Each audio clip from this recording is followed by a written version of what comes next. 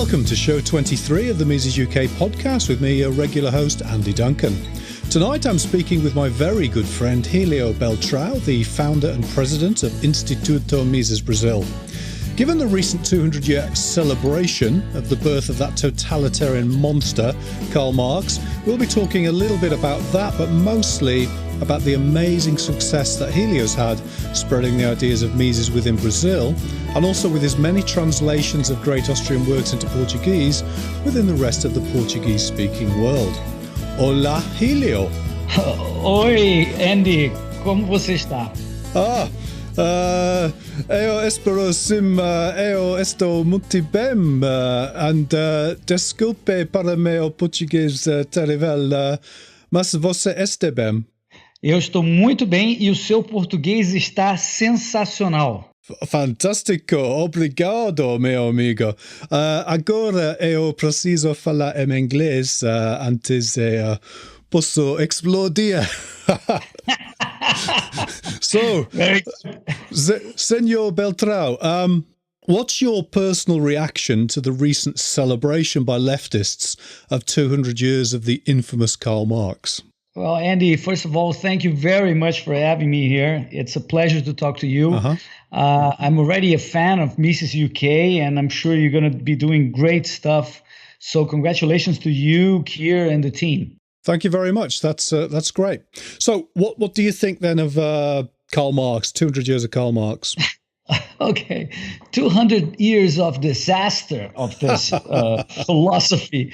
And despite all that, despite all the failures, it sticks around, which is kind of disappointing. And, I think Marx is probably the most successful intellectual in that sense, because despite all the failures, people still cling to the ideas, and the ideas don't seem to work. They seem to be unjust. And it's a shame that we still talk about this guy, the bearded guy. And we have so much suffering in the world because of socialism ideas and communism. So I think when we talk about drug policy, I always mention that the worst drug is a socialist book, and I think that's what causes most damage in society. We still have that after 200 years of his birth. So it's a shame. Also, Andy, it started the way I see Marxism. Going back one step, is he had this methodological holism. As opposed to what we Austrians like to do, which is methodological individualism. Mm-hmm. And because of this, he saw, the classes, the class struggle. And up to a point, he was certainly right, because he mentions the state privileged class against the rest of the people. And up to that point, it seemed okay. But then he goes to the bourgeois against the proletariat and other voluntary transactions. And I think he missed the voluntary issue to that. And of course, when he compounds the class struggle with the exploitation theory, in which the proletariat is supposed to create surplus value that the entrepreneur is obtaining unjustly from him, then he will create this whole hate vision between the classes. And I think this is all wrong. Of course, the Austrians over time debunked his whole theory, but still it clings. And now it's morphed into different class struggles. So we see today, while before it was the bourgeois against the proletariat, now we have feminism. So it's men against women. You have all this equal wages independently of the productivity, and you have affirmative action, and then you have gender ideology. So the a newborn is supposed to decide which gender he is. So it's completely crazy. And it's all based on Marxist ideas. And then you have victimization all around, and non-discrimination, and postmodernism. So all of these branches that derived from this vision of victimism and hate and envy and things like that. So it's a shame. Yeah, I know. It's. I mean, a lot of it's come from the envy and a lot of the human vices, a lot of the human kind of problems that we have with wanting what other people have. But Mises does show us, of course, in Human Action, why socialism always fails. But I'd like to ask you a few questions from some of our listeners, and we have one from Raphael Liao, which I think is Lion. And he asks you, I mean, we've had 200 years of socialism. I mean, the Black Death was probably 300 years, so we've probably got another 100 years to go. How can movements like Mises Brazil and Mises UK then help stop cultural Marxism, particularly at universities? Yeah, I think the most important thing, and then we have to thank the Mises Institute in the US, is first of all to be able to use this utopic idea of liberty and translate it like an ivory tower so that we can show like a vision of our utopia, like the Marxists do on the other side. So we have to counterbalance that. And because we have the example of the Mises Institute that was so successful for 35 years of being an ivory tower, we can mimic that. And that's what we have been doing in Brazil as well. So as long as you cling to that utopia, you will get the youth energized because you seem consistent, you seem passionate about it, and not seem, only seem, we are, of course. And because of this, you gather all these young people around the movement, and we can work bottom up because we've tried, over the decades to try to do it top down, and it hasn't worked. And the way to do it is bottom up. And then when you capture the minds of the young people and people that are going to universities now, they will start demanding that we get invited first for lectures. Then they ask for a course, elective course. Then they are kind of obliged to put on a full regular course at the university, and you go from there. And of course, you need the students also to establish study groups. So in Brazil, we have about 150 study groups, completely independently organized study groups. Of course, we help them by sending books and sometimes sending speakers, but they have the initiative, and they are over there at the floor of the university having to debate and confront the crazy leftists that try to shut them down and shut them up.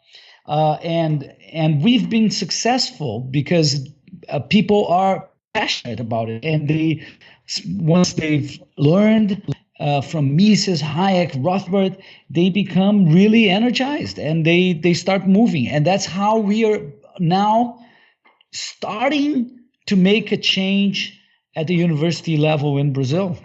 That's brilliant. Now, I was hoping as well that you could help us out with the development of Mises UK. So before you got involved with Mises and Mises Brazil, what made you want to decide to get involved with spreading the word of Mises? Well, I'm no academic. I'm not an economist. So I used to work with finance, completely unrelated to all of this, and used to work for the largest investment bank in Brazil. And back in 97, 98, we had the Asian and the Russian crisis, and the bank I used to work for became basically illiquid, or maybe insolvent at some point. And because of this, I lost most of my savings, and I had to learn what happened. I felt I had this huge ignorance that I was not aware of, and I started reading lots of different things. And then I ended up finding a book by Hayek at a bookstore in Rio. It was probably like 15 years old at that shelf over there. Yeah, it was like the yellowish pages. Yeah. But and then I saw the bibliography. I looked up Mises at Google, whatever, Alta Vista at the time. I don't know. Yeah. And then I found the Mises Institute, and then I read everything, and I became really interested in the Austrian business cycle theory, and I started using this as an investment thesis, and it worked wonders for me.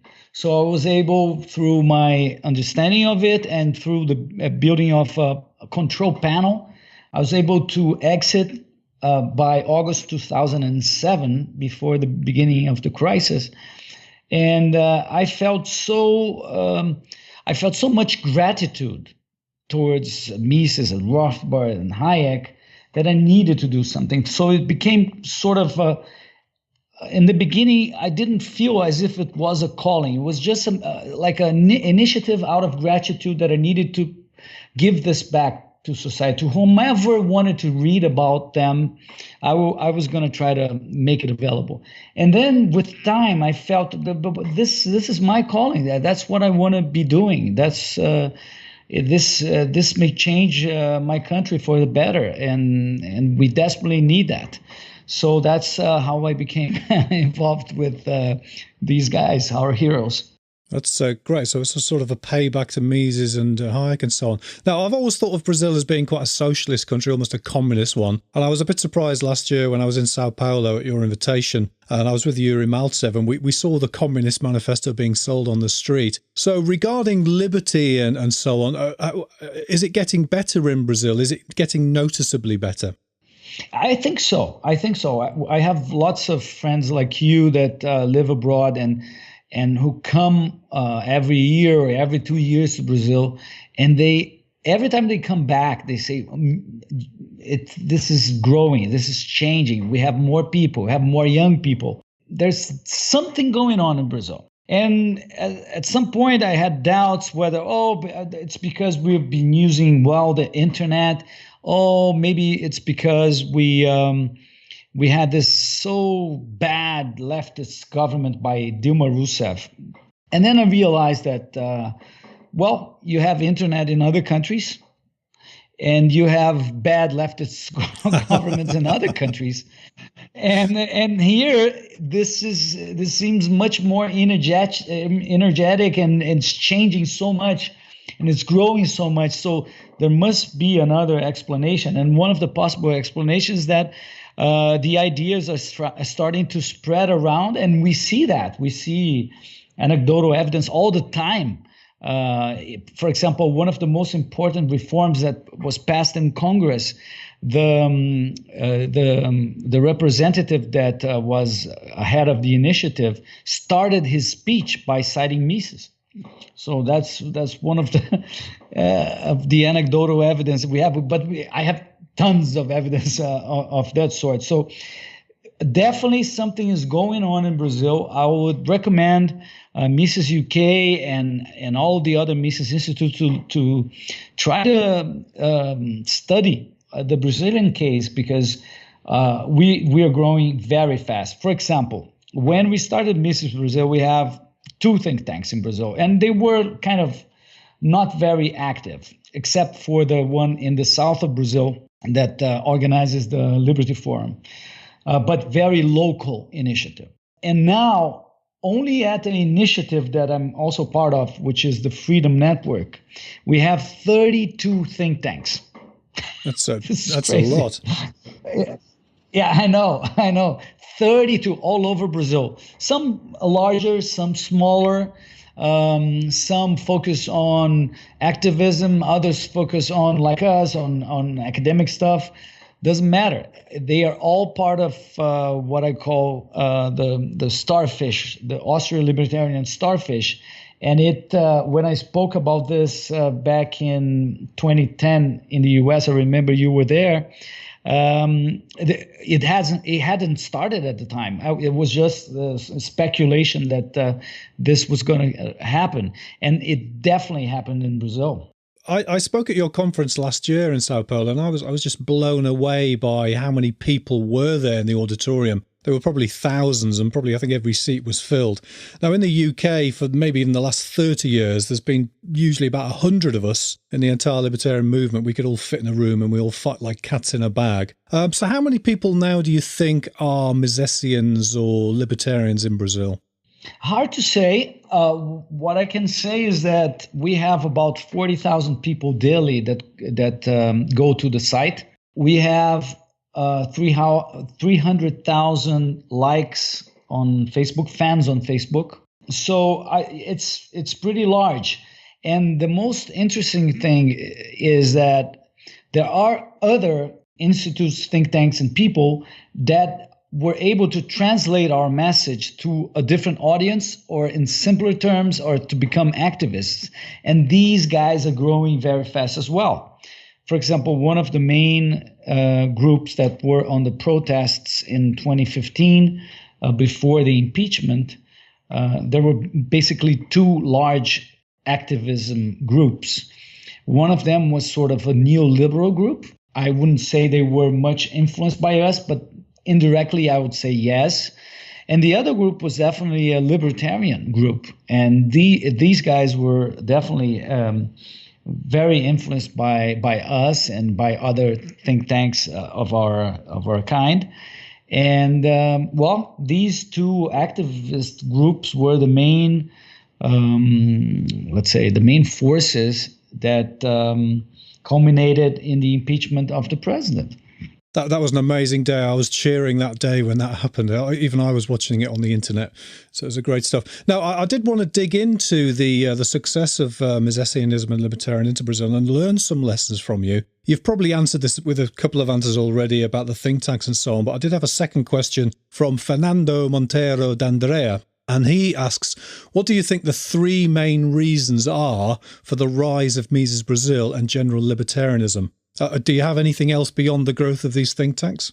Well, the main reasons behind our growth, I think first we need to disregard completely what other people say, that we're going to fail, that this is not worth it, and this is radical ideas would never be adopted in Brazil.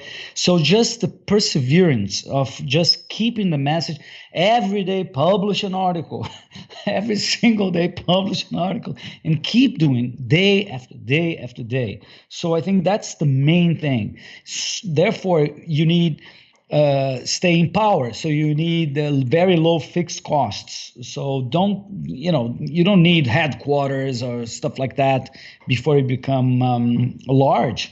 So I think it's just, keep doing lectures, keep traveling around Brazil. When you get invited, try to go. And that's what I've always tried to do. And also people at the Institute as well. And then make available the books, and we always made the books available for free, the electronic versions for free, and still we sold a lot of books. So people wanted the books, but they could just download them, and we had already more than 1 million downloads so far. So there are 1 million books around. Somebody must be reading them. Yeah, it's great stuff. Now, we're very lucky here with Mises Auburn, because they produce a lot of the books in English. So we don't need to do that in Mises UK, maybe in Mises Germany and so on. They can translate everything. Oh, no, they don't need to, of course. Mises wrote everything in German anyway.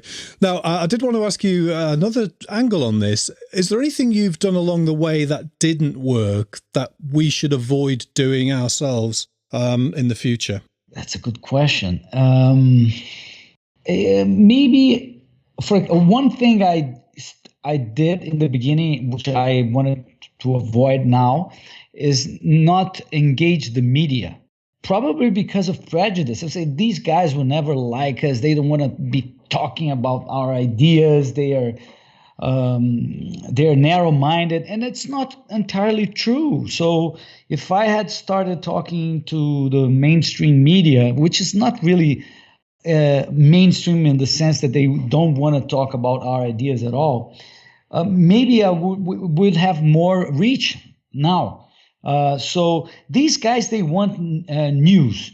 They want things that are working, talk about that. They want to give space to different ideas. Maybe it's not that it's not easy because most of the journalists are Marxist or are Marx oriented, but it's not as bad as you would think. At least was not as bad as I thought at the beginning. So now definitely I'm talking to journalists and they run stories about what we're doing, about things that are good for us. So why not? So we shouldn't shy away from them. Now, as a card-carrying Hoppo Rothbardian anarcho-capitalist myself, I don't really follow or have much truck with politics. But as you're growing, and as Mises Brasil has reached a kind of critical mass of thousands and thousands of people involved, 40,000 likes on Facebook and so on, do you have any plans to get into the snake pit of Brazilian politics? Not Mises Brasil, definitely not. I wrote the bylaws of Mises Brasil, and we are completely forbidden from having any involved with the state whatsoever. Oh, good. So Mises Brasil cannot do that.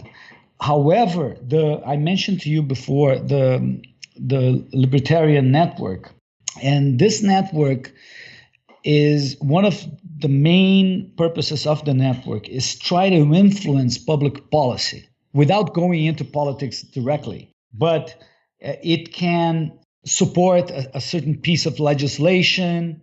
It can support a platform for example, now that's what we're doing now, the privatization of the post office in Brazil. So far, we haven't supported any piece of legislation, but it's possible that in the future we will do that, like a proposed legislation. Yeah, I think the next step is definitely this. Have you heard about my analogy between the movement of ideas, the idea war and the soccer championship? No, do tell me more. Okay, so my analogy is that we are fighting like in a football championship, and we have the libertarian team. We're competing against the Marxists and the Keynesians and the Social Democrats and some other teams. And historically, we've been in, I don't know how you call it in English, in Series C, the third grade. Well, we have funny name. We used to call it the third division, but now I think we call it the championship or something. Okay, so the third division. So we've always been in the third division. And how is the team structured? The goalkeeper is the main thinker of that doctrine from the past. So in our case would be Mises, and then Marx at the other team, and then Keynes, and so forth. Yeah. The defense would be the academic people that are translating today at the universities, at academic journals, the ideas for the local society. And in that sense, we are not so well as in the goalkeeper, because in Brazil, at least, the Marxists dominate academia, as Fernando was asking the previous question. And I bet that it's not as bad as in Brazil, in the UK, but probably you have a dominance of Keynesian and neoclassical ideas. Mm-hmm. Here is Marxism. So our defense is not so good. And then you have the midfield, which is the most important part of a football team. And it is formed by journalists and writers and comedians and playwriters and things like that. And so far, we haven't had a grab in Brazil of culture, which is the midfield. We're starting to have some good guys writing at newspapers and so forth, some guys at the TV, but any leftist singer would, dribble around us and do his stuff and score many goals. So far, we don't have a good midfield. And then over there at the front, you have the striker, which is the politician, the guy who's waiting for the rest of the team to work around the ball and just give him the opportunity to score. It's integrated. And what we do, the think tanks, are the coaches and the training of the goalkeepers and the fields and etc. outside of the main field. And you have the how do you call the fans, and now we have the most fans of all of them, and we have the best coaches also. So our team is starting to get better, and it's winning a few matches, and we are now on the first division. Finally, the last one of the first division, but so far we have gone up to first division. And my theory is that as we go up on the league table, what will happen is that the Messis and the Neymars of other teams at some point would want to play on our team, even though they are not from our doctrine. They will say that they were always libertarian.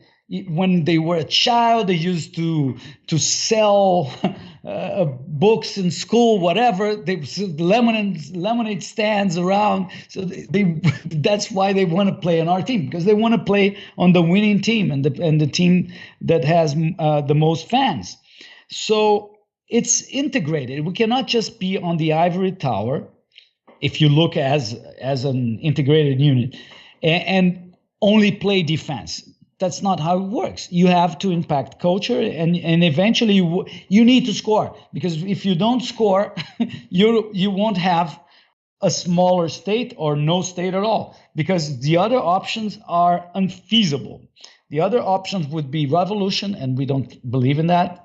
That's for the Marxists. You could think of something like establishing seasteading units, like Patrick Friedman. I think that's a little bit utopic. And the other one would be to try to hide behind technology and doing the Bitcoin, etc.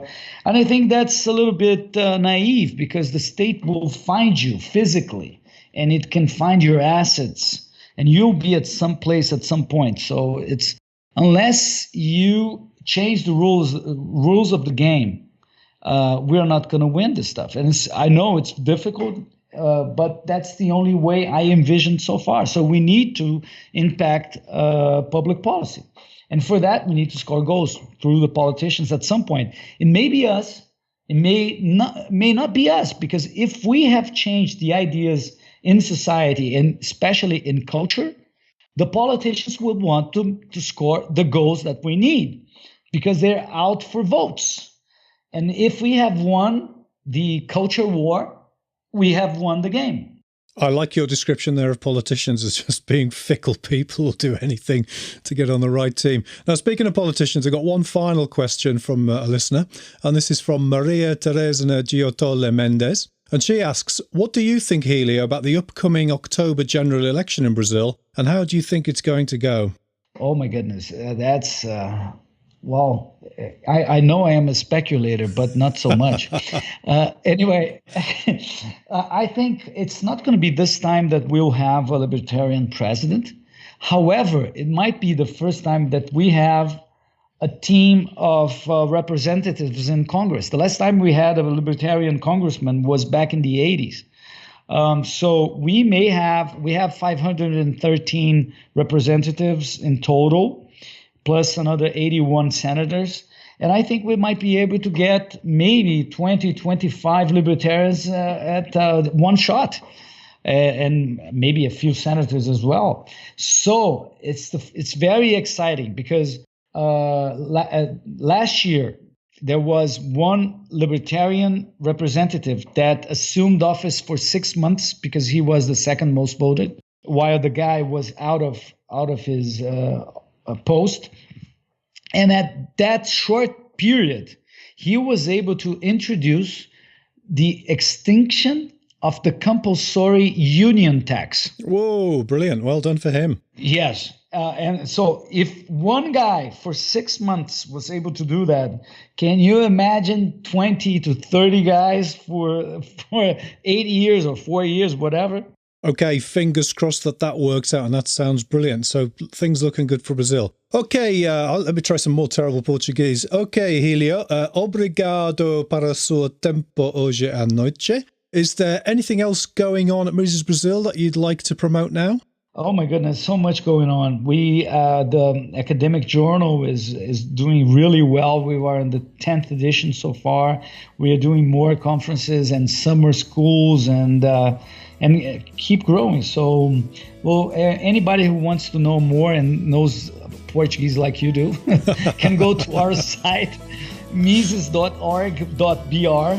And also on Facebook, and then you can check all the news that's going on. I think my best Portuguese thing ever I said was ontem vodka, hoje água.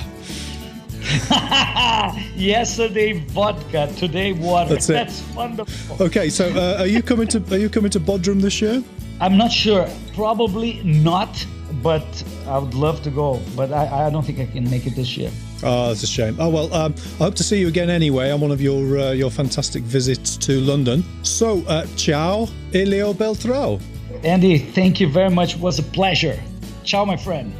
We hope you enjoyed tonight's programme with Helio Beltrão from Mises Brasil.